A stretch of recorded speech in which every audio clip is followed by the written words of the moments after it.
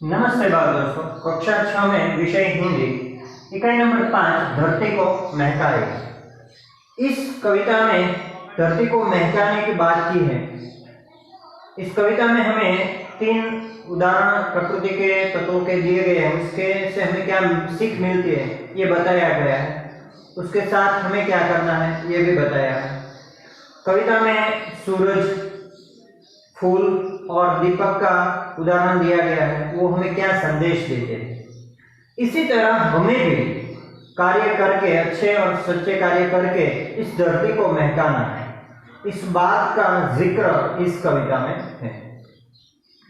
पहले हम कविता का पठन और उसकी समझूती लेंगे, बाद में हम इस कविता का गान करेंगे। तो पहले समझिए कविता। बगियों के फूलों को देखो कैसे खुश खुश रहते हैं। आंधी हो पानी हो चाहे सबको हंस हंस सहते हैं। कवि इस पंक्ति से हमें ये बतलाना चाहते हैं कि बाग के फूलों को देखो, वे हमेशा खुश रहते हैं। आंधी आए या भारी बारिश हो, वे उनको हंसते हुए सहते हैं। सूरज की किरणों को देखो, रोज धरा पर आती है। अंधकार को दूर भागकर सारा जग चमकाती है। इस पंक्ति से कवि हमें ये कहते हैं कि तुम सूरज की किरणों को भी देखो, वे हर रोज़ धरती पर आती है। अंधकार को दूर कर सारी दुनिया में उजाला फैलाती है। दीपक को देखो कैसे यह हरदम जलता रहता है। अपना अंतर जला जला कर रोशन जग को करता है। इस पंक्ति से कवि हमें ये कहते हैं कि आप दीपक को भी देखो, हर दम जलता रहता है। जब तक उसमें तेल रहता है वह खुद को जलाकर भी दुनिया में रोशनी फैलाने का काम करता रहता है। आओ हम भी इंसान बनकर जग में अपना नाम कमाए, अच्छे सच्चे काम करें और सारी धरती को महकाए।